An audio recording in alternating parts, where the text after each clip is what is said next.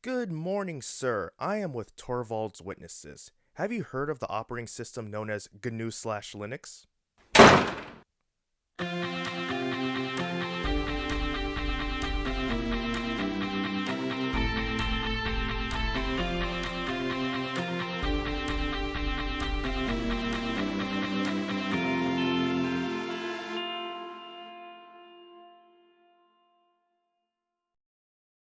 Hey everyone, how's it going?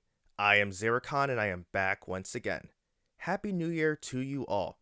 Another year has come and gone, and for gamers, we have received reviews of how we did on our respective platforms. Now, I was particularly anticipating my 2024 Steam review because I wanted to see how my results look compared with the previous year, mainly because 2024 was the year when I was mainly gaming on Linux only, and I wanted to show you how feasible it can be for you if you decided to try it out yourself. Granted, 2023 was technically a majority of Linux via the Steam Deck, and spoiler alert, the Steam Deck comprised the majority of my gaming in 2024 as well, but in a desktop situation for those who might not want to use a handheld, I wanted to illustrate how Linux could still be a suitable option for those who want to game on there. Before I get into the results though, I do want to emphasize that this isn't me trying to convert anyone to Linux. Since this is a PC, you have the freedom to choose the hardware and software you want to use. If you still want to use Windows or even Mac, that's your call to make. With that being said, let's take a look. So the majority of my playtime was spent on the Steam Deck at 71%. As I said before, this isn't a surprise. My Linux playtime came in at 28%, and my Windows playtime came in at 2%. As far as the number of games played, 35 were played on my Steam Deck, 19 were played on Linux, and 7 were played on Windows. I can actually tell you off the top of my head what those 7 games were. Lego Lord of the Rings, Lego Batman, Save Room the Merchant, Total War Shogun 2, Eternal Blade, Ghost of Tsushima, and God Eater Resurrection. Now, let's compare those numbers with my stats from 2023. So my playtime on the Steam Deck was a bit higher at 74%, my Linux playtime came in at measly 1%, and my Windows playtime was 25%. As far as the number of games played, 48 were played on my Steam Deck, 3 were played on Linux, and 28 were played on Windows. So the positions of Linux and Windows have essentially been switched. So what changed? It really boiled down to not wanting to switch back and forth between OSs.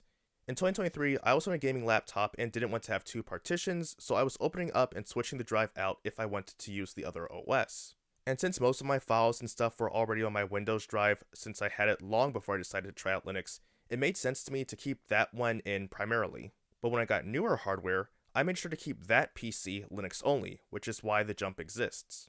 And to be honest, the 2024 numbers for Linux could have been a bit higher for several reasons. Lego Batman and Lego Lord of the Rings work fine underneath Linux, but since they were already installed on my Windows laptop that was more readily available for my niece and nephew who wanted to play them, I used that instead of using my PC.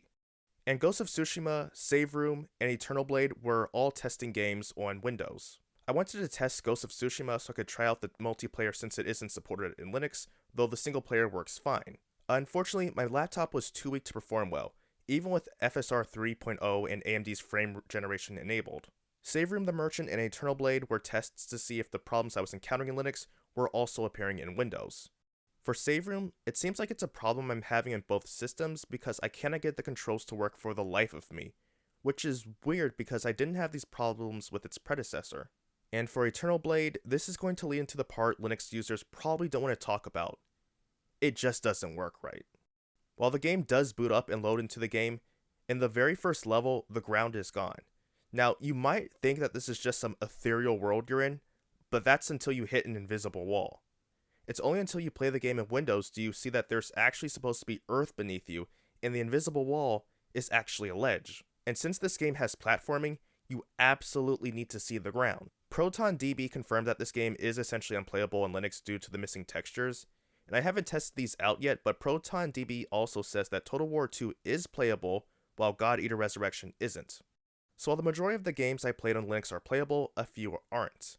In my eyes, this is perfectly fine with me. Most of the games I want to play either are already playable out of the box, or can be played after adjusting using either a version of Steam's Proton or Proton GE. And I can confidently say that gaming in 2025 is going to look like 2024, if not completely Linux-based. However, for someone else looking into trying this out, there is something you should consider.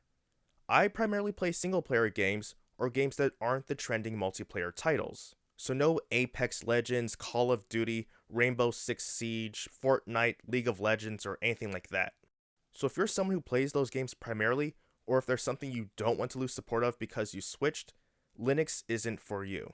You'll be better off sticking with Windows rather than trying Linux and getting frustrated because the anti-cheat in those games simply don't work underneath Linux.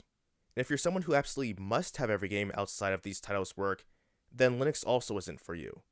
While many games do work now, and it isn't like it used to be 4 or 5 years ago, gaming Linux still isn't perfect, sadly. And 2025 is by no means going to be the year of Linux, even if the percentage of Linux gamers is rising. But if you aren't in either of these two camps, then I would say it's fine to give Linux gaming a shot. Outside of trying a distro, and I have no formal recommendation, I've learned the best distro is the one that works for you. If you're interested in the handheld PC market, getting a Steam Deck is a great place to start. It already has a Linux distro set up, so you can go ahead and just play. And due to its popularity, devs are trying to release their games with a Steam Deck verified rating. Additionally, games that don't have verification already could have support added in the future, which has been the case for games before. Oh, and one last thing. In the past, I've received a few comments about people interested in trying Linux, but they didn't want to because of the terminal. I want to state that unless you're using some bare bones distro, you should be able to get everything you need directly from the GUI package manager, which is like an app store.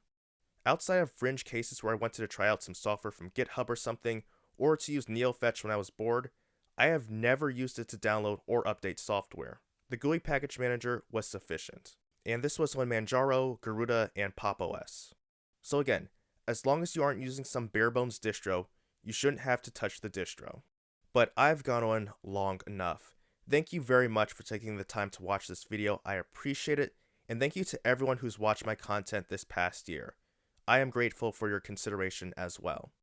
I pray that 2025 is a good year for you all, so let's go forward and make it the best we can. Happy gaming.